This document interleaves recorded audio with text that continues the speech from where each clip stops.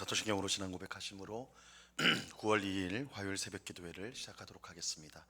전능하사 천지를 만드신 하나님 아버지를 내가 믿사오며 그 외아들 우리 주 예수 그리스도를 믿사오니 이는 성령으로 잉태하사 동정녀 마리아에게 나시고 본디오 빌라도에게 고난을 받으사 십자가에 못 박혀 죽으시고 장사한 지 사흘 만에 죽은 자 가운데서 다시 살아나시며 하늘에 오르사 전능하신 하나님 우편에 앉아 계시다가 저리로서 산 자와 죽은 자를 심판하러 오시리라. 성령을 믿사오며 거룩한 공예와 성도가 서로 교통하는 것과 죄를 사하여 주시는 것과 몸이 다시 사는 것과 영원히 사는 것을 믿사옵나이다. 아멘. 우리 찬송가 182장 강물같이 흐르는 기쁨 우리 같이 찬송하도록 하겠습니다. 찬송가 182장 이전 통일 찬송가는 169장 찬송입니다.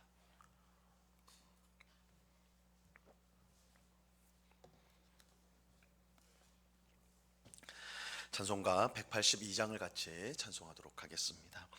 강물같이 흐르는 기쁨 성령과 네 맘이라 정결한 맘 영원하도록 주의 거처 되겠네. 주님 주시는 참된 평화가 내 맘속에 넘치네. 주의 말씀에 거센 풍랑도 잠잠하게 되도다. 나의 생명 소생케 됨은 성령이 마심이라. 모든 의심 슬픔 사라져 주의 평강 넘치네. 주님 주시는 참된 평화가 내 맘속에 넘치네. 주의 말씀에 거센 풍랑도 잠잠하게 되도다. 하늘에서 담비 내리고 햇빛 찬란함같이 우리 마음에 성령이 많이 주님 보내심이라. 주님 주시는 참된 평화가 내 맘속에 넘치네. 주의 말씀에 거센 풍랑도 잠잠하게 되도다. 생명신에 넘쳐 흘러서 마른 광야 적시니 의의 열매 무르익어서 주수를 기다리네. 주님 주시는 참된 평화가 내 맘속에 넘치네. 주의 말씀에 거센 풍랑도 잔잔하게 되도다. 놀라우신 주의 은혜로 그의 얼굴 뵙겠네. 영화로운 안식처에서 영원토록 쉬겠네. 주님 주시는 참된 평화가 내 맘속에 넘치네. 주의 말씀에 거센 풍랑도 잠잠하게 되도다. 아멘. 같이 기도하겠습니다.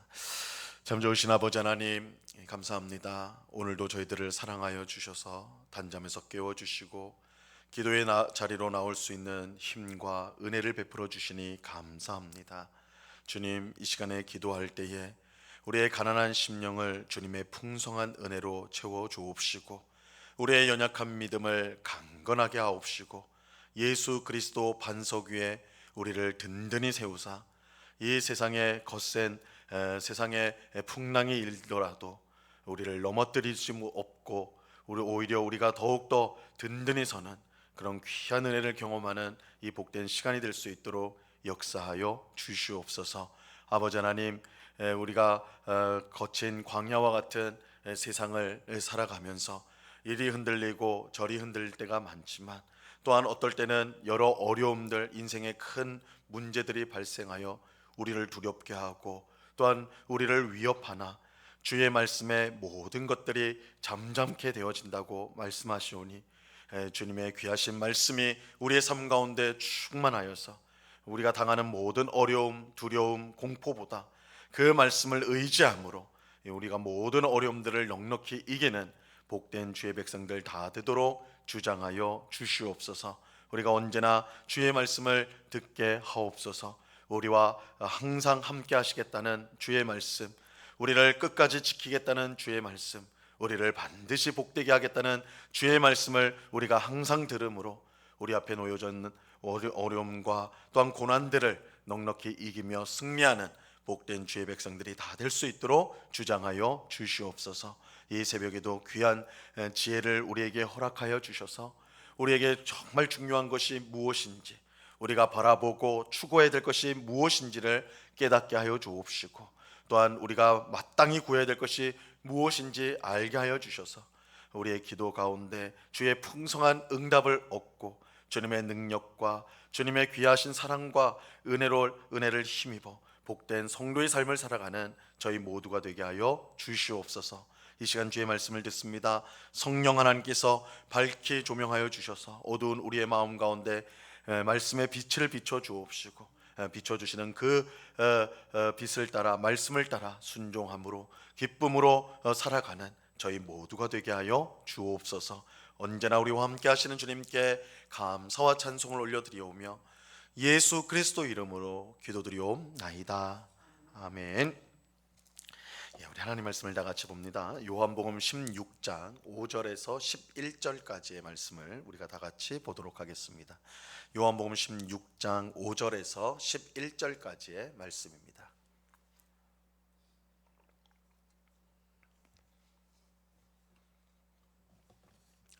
요한복음 16장 5절에서 11절까지의 말씀을 우리가 한 목소리로 하나님의 말씀을 다 같이 읽도록 하겠습니다. 5절부터 11절을 같이 읽습니다. 시작. 지금 내가 나를 보내신 이에게로 가는데 너희 중에서 나더러 어디로 가는지 묻는 자가 없고, 도리어 내가 이 말을 함으로 너희 마음에 근심이 가득하였도다.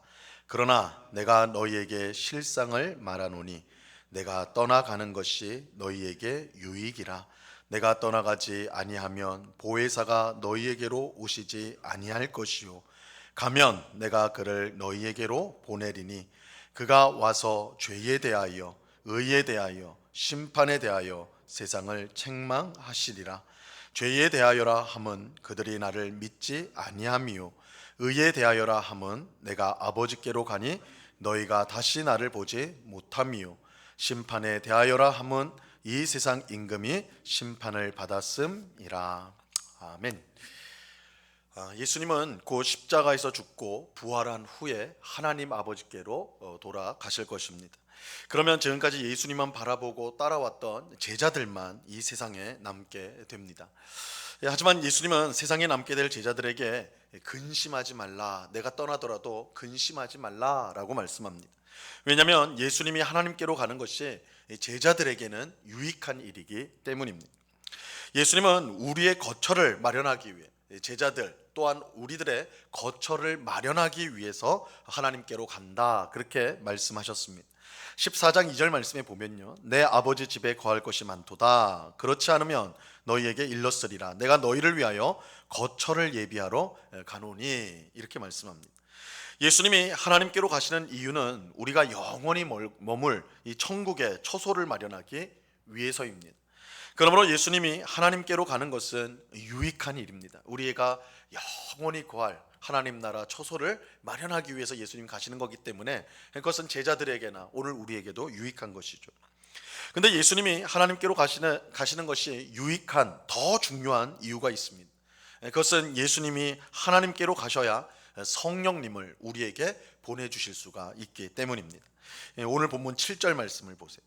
그러나 내가 너희에게 실상을 말하노니 내가 떠나가는 것이 너희에게 유익이라. 내가 떠나가지 아니하면 보혜사가 너희에게로 오시지 아니할 것이요, 가면 내가 그를 너희에게로 보내리니.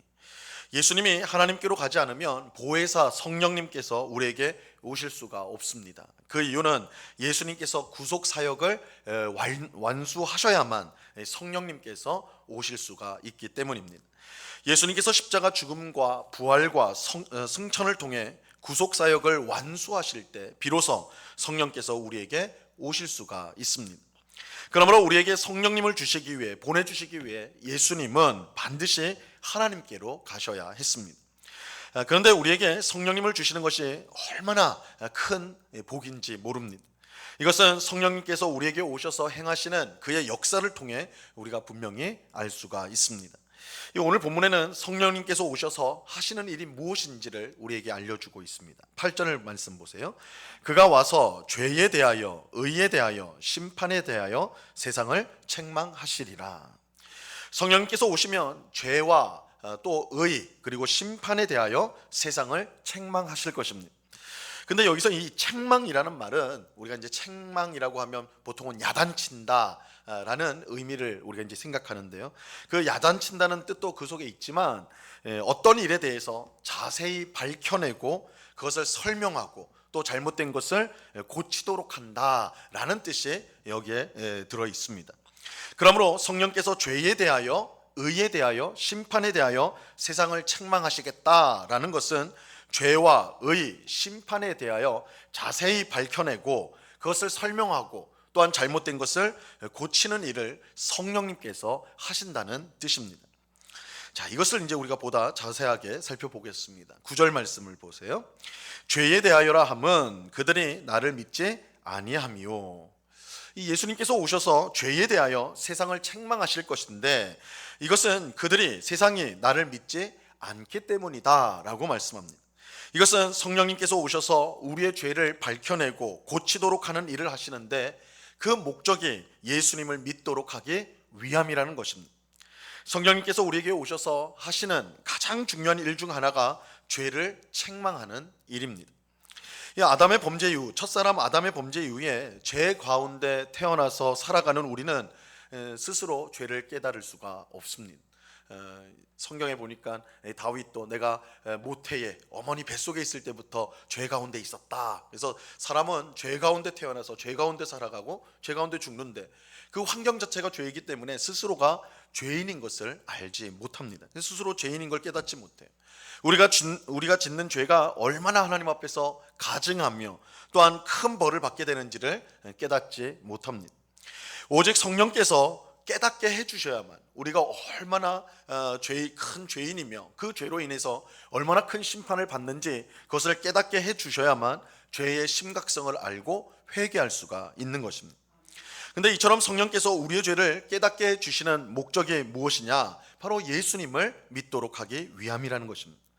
우리는 우리의 죄 문제가 얼마나 심각한지를 깨달을 때에 비로소 구원자 예수님을 찾게 되는 것입니다.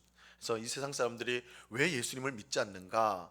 이렇게 좋은 예수님인데, 예수님 믿으면 구원받는데, 천국에 가는데 왜 예수님을 믿지 못하는가? 그것은 그들이 예수님을 알지 못하기 때문 이전에 그들이 죄인이라는 것을, 자신이 얼마나 큰 죄인이라는 것을 알지 못하기 때문입니다. 죄의 심각성을 알지 못하면 내가 정말 죄인이라는 것, 그 죄로 인해서 내가 망할 수밖에 없다는 사실을 깨닫지 못한다면 예수님을 찾을 수가 없는 것입니다. 이런 점에서 우리가 예수님을 믿어 구원받기 위해서는 반드시 성령께서 우리의 죄를 깨닫게 하시는 역사가 필요합니다. 이 이유로 성령님이 우리에게 오시는 것은 참으로 복되다라고 할 수가 있는 것입니다. 성령님이 아니면 죄를 깨달을 수가 없고, 죄를 깨닫지 않으면 구원자이신 예수님을 찾지 않기 때문에, 그래서 구원을 받을 수 없기 때문에 이 성령님이 오시는 것이 얼마나 우리에게 유익한 일인가 우리가 생각할 수가 있는 것이죠. 둘째로 성령님은 의에 대하여 책망을 하세요. 10절 말씀 보세요. 의에 대하여라 함은 내가 아버지께로 가니 너희가 다시 나를 보지 못함이요. 성령님께서 의에 대하여 책망하신다는 것은 더 정확하게 말하면 의에 대하여 밝히고 설명하신다는 뜻입니다. 근데 왜 성령님께서 의에 대하여 밝히고 설명하셔야 하는 것일까요? 그것은 예수님께서 아버지께로 가심으로 우리가 예수님을 더 이상 볼 수가 없기 때문입니다. 예수님은 그의 십자가 죽음과 부활과 승천을 통하여 구속 사역을 완수하시고 이를 통해 우리를 의롭게 하셨습니다. 근데 예수님은 이제 하나님께로 가셨기 때문에 우리는 더 이상 예수님을 볼 수가 없습니다. 그래서 성령님이 오셔서 예수님이 이루신 의에 대하여 밝히시고 설명해 주시는 것입니다. 우리는 오직 성령님을 통해서만 예수님이 이루신 의를 알게 되고 또한 의롭게 되는 은혜를 입을 수가 있는 것입니다. 그렇게 성령님이 오시는 것이 우리에게 가장 큰 복이라 이렇게 말하는 것입니다. 자, 세 번째로 성령님은 심판에 대하여 책망하십니다. 11절 말씀을 보세요. 심판에 대하여라 함은 이 세상 임금이 심판을 받았음이라. 성령님께서 오셔서 심판에 대하여 밝히시고 또한 설명해 주시는데 그 이유는 이 세상 임금이 심판을 받았기 때문입니다. 즉 성령께서는 예수님의 십자가 죽음과 부활을 통해 지금까지 세상을 거짓과 죄로 다스려 왔던 사탄이 심판을 받았다는 사실을 밝히 알려주십니다. 이를 통해 더 이상 사탄의 지배 가운데 우리가 살아서는 안 되며, 왜냐하면 예수님의 십자가 죽음과 부활로 사탄이 심판을 받았기 때문에, 결정적인 패배를 당했기 때문에 우리가 여전히 그 사탄의 지배 가운데 살아서는 안 되고, 또한 사탄의 권세를 두려워할 필요도 없음을 가르쳐 주는 것입니다. 우리는 오직 성령님을 통해서 더 이상 사탄의 지배 아래 있지 않으며 예수님을 통해 주어진 참 자유를 누리게 되는 것입니다. 성령님을 통해서 우리가 이 사탄의 패배를 분명히 알고 이제는 예수 그리스도 안에서 은혜의 지배를 받는 정말 복된 존재가 되었다는 것을 성령께서 밝히 드러내시고 우리에게 알려주시는 것입니다.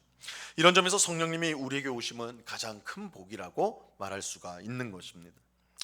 오늘 우리가 읽은 본문은 성령님께서 오셔서 우리에게 행하시는 역사가 무엇인지를 알려주고 있습니다.